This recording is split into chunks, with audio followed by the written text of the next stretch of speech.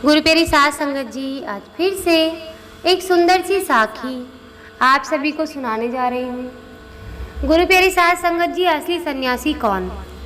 आज की ये सुंदर सी साखी आपके जीवन में बहुत बड़ा बदलाव लेके आएगी। सन्यासी या वैरागी होने के लिए घर बार छोड़ना ज़रूरी नहीं है।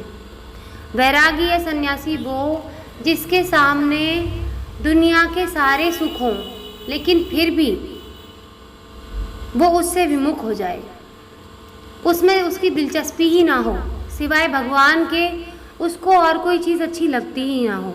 उसे कहते हैं वैराग, उसे कहते हैं सन्यास। और अगर घर बार छोड़ के भी संसारी चीज़ों में जिस इंसान का मन लगता है, तो ऐसे सन्यास का कोई फ़ायदा नहीं। तो आइए गुरु प्यारी साध संगत जी, सुनते हैं आज की ये सुंदर सी साखी। ये कहानी है एक राजकुमारी की, जो राजमहल में रह के भी वैरागी थी। राजा की बेटी होने के बाद भी उसके मन में वैराग की भावना थी। जब राजकुमारी की शादी हुई, शादी होने लायक वो हो गई, तो राजा को उसकी शादी के लिए कोई भी योग्य वर नहीं मिल रहा था, क्योंकि वो तो वैरागन थी मन से और संसारी दुनिया में फंसना ही नहीं चाहती थी।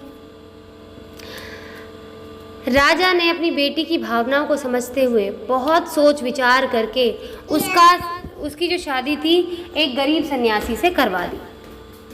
राजा ने सोचा कि एक सन्यासी ही राजकुमारी की भावनाओं की कदर कर सकता है। शादी के बाद राजकुमारी खुशी खुशी सन्यासी की कुटिया में रहने आ गई, क्योंकि वो तो बैरागन थी। उसको ना राजमहल से कोई लेना देना था, न दुनिया की किसी और चीज़ से। कुटिया की सफाई करते समय राजकुमारी को एक बर्तन में 2 सूखी रोटियां दिखाई दी। उसने अपने पति सन्यासी से पूछा कि रोटियां यहाँ क्यों रखी हैं? सन्यासी ने जवाब दिया कि ये रोटियां कल के लिए रखी हैं, अगर कल खाना नहीं मिला तो हम एक एक रोटी खा लेंगे। सन्यासी का ये जवाब सुनकर राजकुमारी हंस पड़ी और बोली कि मेरे पिताजी ने मेरी शादी आपके साथ इसलिए करवाई थी क्योंकि उन्हें लगता था कि ये आप भी मेरी तरह वैरागी हैं। आप तो सिर्फ भक्ति करते हैं और कल की चिंता करते हैं। सच्चा भक्त वही है जो कल की चिंता नहीं करता और भगवान पर पूरा भरोसा करता है।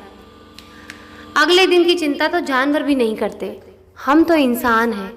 अगर भगवान चाहेंगे तो हमें खाना मिल जाएगा और नहीं चाहते तो नहीं मिलेगा। रात भर भगवान की खुशी से प्रार्थना करेंगे। ये बातें सुनकर सन्यासी की आंखें खुल गईं। उन्हें समझ आ गया कि उसकी पत्नी ही असली सन्यासी है। उसने राजकुमारी से कहा कि आप तो राजा की बेटी हैं, राजमहल छोड़कर मेरी छोटी सी कुटिया में आई हैं, जबकि मैं तो पहले से ही एक फकीर हूँ। फिर भी मुझे कल की चिंता सता रही है। सिर्फ कहने से ही कोई सन्यासी नहीं होता, सन्यास को जीवन में उतारना पड़ता है। आपने मुझे बैराग का मतलब समझा दिया। गुरु प्यारी साध संगत जी, अगर हम भगवान की भक्ति करते हैं ना, तो विश्वास भी होना चाहिए कि भगवान हर समय हमारे साथ है। उसको हमारी चिंता हमसे ज़्यादा रहती है। अगर ना होती तो हमारे आने से पहले सृष्टि की रचना ही न करते। न फल, न फूल, न पेड़, न पौधे, न पानी, कुछ भी नहीं होता इस धरती पर। कभी आप बहुत परेशान हो ना, तो कोई रास्ता नहीं नज़र आ रहा हो, तो आंख बंद करके विश्वास के साथ उसको एक बार पुकारना। थोड़ी देर में ही आपकी समस्या का समाधान किसी भी ज़रिए से आपको दे देंगे। चाहे वो आपको यूट्यूब से दे, चाहे इंस्टाग्राम से दे, चाहे फेसबुक से दे, किसी भी पोस्ट से दें, व्हाट्सएप के किसी स्टेटस से दें, किसी भी बहाने से आपको आपकी बात का जवाब वो ज़रूर दे देते हैं। कहीं भी आपको आपकी बात का, आपकी समस्या का समाधान मिल जाता है। तो गुरु प्यारी साध संगत जी, भगवान को सच्चे मन से याद करना है हमें। उसके लिए अपने मन में श्रद्धा रखनी और ये नहीं भूलना है संसार के अंदर आके कि हम किस काम के लिए आए थे। उसको धोखा नहीं देना।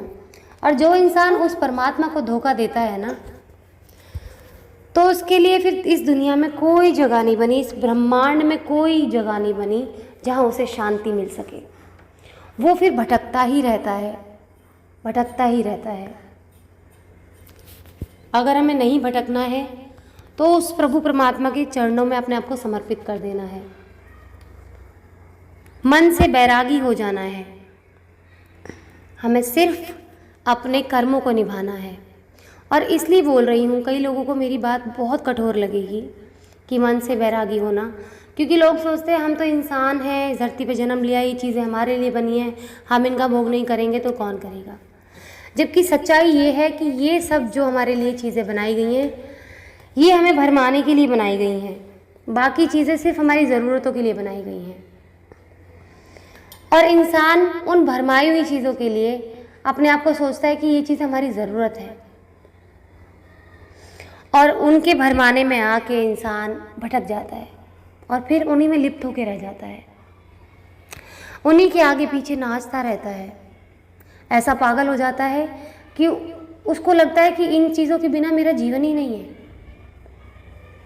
जबकि रियलिटी ये है कि परमात्मा के बिना हमारा कोई वजूद नहीं है, और अगर हम उसको भूल गए और हम इन संसारी चीज़ों में उलझ के रह गए तो उससे हमेशा के लिए दूर हो जाएंगे, अपने सच्चे प्रेमी से दूर हो जाएंगे, और फिर वो हमें कभी माफ़ नहीं करेंगे।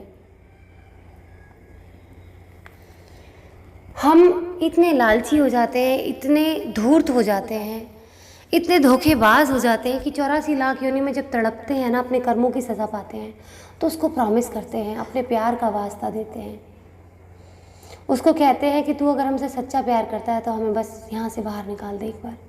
वो तो अपने प्यार की कदर, अपने प्यार की लाज रख के हमें मानस योनि में भेज देता है, लेकिन क्या हम उसके प्यार की लाज रखते हैं? क्या हम जस्टिस करते हैं, न्याय करते हैं उसके प्यार के साथ, या हम उसके प्यार का नाजायज़ फ़ायदा उठाते हैं? हम तो इस इंसानी दुनिया में किसी मिट्टी की गुड़िया को भी या मिट्टी के गुड्डे को भी सौतन या दूसरे आदमी के रूप में स्वीकार नहीं कर सकते अपने जीवन में। लेकिन आप ये खुद सोच के देखिए, भगवान कैसे सहन करते होंगे जब आप उन्हें धोखा देते हैं। आप उसके अलावा किसी और को अपना समझते हैं, किसी और से उम्मीदें लगाते हैं और किसी और पर अपना प्यार लुटाते हैं। कभी धोखे की वो स्टेज महसूस करके देखिए। आजकल का जैसा दौर है ना, 99% लोग ऐसे हैं जिनको धोखा मिला है जीवन में।